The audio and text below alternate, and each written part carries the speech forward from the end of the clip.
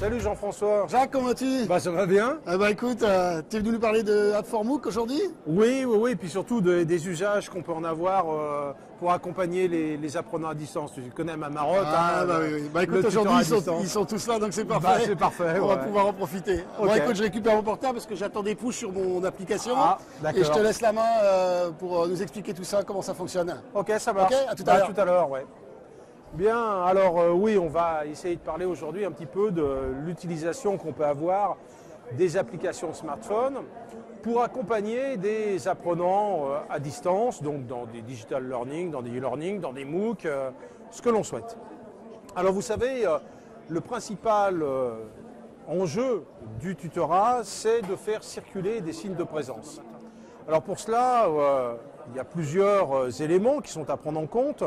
Tout d'abord, on fait circuler des signes de présence pour rompre l'isolement des apprenants, pas les laisser en face à face muets avec les ressources. Ensuite, on a besoin de tutorat pour arriver à nourrir un sentiment d'appartenance des apprenants à leur dispositif.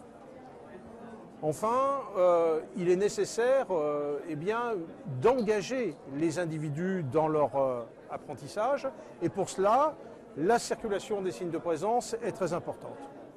Au final, une application comme App4MOOC sert aussi à supporter les échanges entre apprenants. On sait que ça c'est très important pour assurer la persévérance des différents apprenants, c'est qu'ils puissent échanger, confronter leur représentation, leur vécu dans le parcours. Alors, pour faire cela, on va utiliser un téléphone. Alors un téléphone, ça peut être aussi une tablette, c'est ce qu'on veut. Mais pourquoi utiliser ce type de terminal? Tout simplement parce que on l'a toujours avec soi. Et un des enjeux, c'est de rejoindre les apprenants là où ils sont, au moment où ils sont. On est sûr qu'avec le téléphone, on les touchera. Ensuite, le téléphone, c'est un objet personnel. Qu'on a aussi personnalisé. Donc le fait de télécharger une application en soi est déjà un geste d'appropriation. En principe, on maîtrise l'usage de son smartphone, donc il n'y a pas de complexité technologique particulière. Enfin, c'est relativement économique parce que de toute façon, on a déjà payé notre abonnement et donc ça n'engage pas de frais supplémentaires. Alors, il faut bien voir qu'on entretient avec notre téléphone un réel rapport affectif, alors qui est plus ou moins développé. Pour certains, c'est une addiction complète. On ne peut pas passer un quart d'heure sans consulter son téléphone. Et ça, c'est très intéressant. Si on a des apprenants comme ça, on est sûr qu'ils vont recevoir nos messages. Vous voyez. Mais c'est aussi une sorte de nouvel outil, un nouveau couteau suisse qui permet de faire énormément de choses. Alors on peut produire avec son téléphone et partager sa production, par exemple, avec ses co-apprenants. Habituellement, en digital learning, on utilise un LMS. Et dans ce LMS, on a différents outils comme un forum, une messagerie interne, des wikis, des chats. On peut aussi avoir des audioconférences ou des classes virtuelles. Et puis, fréquemment, on est obligé d'ajouter un certain nombre d'outils externes à cette plateforme parce qu'elle ne les possède pas. Donc c'est le cas notamment de tous les réseaux sociaux qu'on va utiliser pour créer des communautés, des groupes, disons faciliter les échanges dans un cadre un peu moins institutionnel que ne l'est la plateforme. Eh bien, on peut aussi maintenant utiliser une application comme App4MOOC qui est une application compagnon du dispositif de formation. Alors on va voir un petit peu à quoi sert App4MOOC. Ça sert déjà à transmettre un certain nombre d'informations sur le parcours de formation. Par exemple, un rendez-vous prévu qui est décalé, une nouvelle ressource qui est mise à disposition. Eh bien, on peut indiquer en temps réel aux apprenants la disponibilité, par exemple, de cette ressource. Donc, on va pouvoir aussi faire référence à des publications. Moi, par exemple, je publie très régulièrement sur un blog, et donc mes articles de blog vont pouvoir être répercutés à travers cette application. Alors bien sûr, il faut que ça ait un intérêt pour les apprenants, mais bon, a priori, mon blog est assez en relation avec mes cours. On va pouvoir aussi envoyer des incitations. Alors, je vous en citer une, ça m'est arrivé il y a quelques semaines. Donc, on était vers la fin d'un travail, on approchait de l'échéance d'un travail à rendre par les apprenants, et c'était un samedi. Et puis il pleuvait, il faisait pas beau du tout. Donc je leur ai simplement envoyé un petit message en leur disant, bah, écoutez, profitez de ce mauvais temps pour finir vos travaux. Vous voyez, juste une petite incitation, mais qui permet aux individus de se sentir, encore une fois, pas tout seuls dans leur coin. On va pouvoir aussi publier des podcasts, donc ça c'est tout à fait intéressant. Hein. Si vous avez par exemple des consignes supplémentaires à donner ou un conseil à donner pour la réalisation d'une tâche, on va pouvoir publier ça rapidement.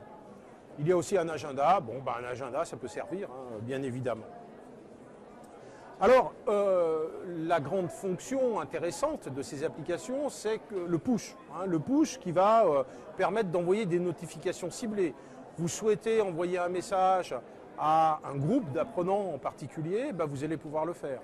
Donc ça, c'est quand même assez intéressant. Souvent, dans les LMS, c'est un peu compliqué. La messagerie interne ne gère pas forcément l'envoi groupé. Donc, alors souvent, on repasse par son mail, etc. Mais tout ça n'est plus centralisé. Enfin, c'est un peu gênant. Puis là, surtout, ce qu'il y a d'intéressant, c'est que quand vous envoyez un push, vous allez pouvoir choisir la partie de contenu dans l'application qui va être ouvert lorsque la personne va appuyer sur sa notification, va toucher sa notification, ça va ouvrir l'application au bon endroit.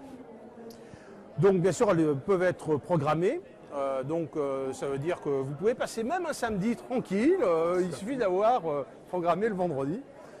Et puis, on va aussi pouvoir envoyer ces pushs en fonction de la géolocalisation. Il y a des outils de géolocalisation dans la plateforme. Donc, on sait à tout moment à combien de kilomètres ou de mètres. Je crois qu'on se limite au kilomètre. Hein. Non, jusqu'au mètre. Au centimètre peut-être. Bon, magnifique. Voilà, donc ça peut faciliter aussi les rencontres en présentiel entre des apprenants qui habituellement sont à distance. Alors, l'application va permettre de supporter aussi un certain nombre d'interactions. D'abord, les étudiants vont pouvoir soumettre un certain nombre de ressources. Ils vont pouvoir diffuser, publier des commentaires. On va aussi pouvoir leur envoyer des sondages.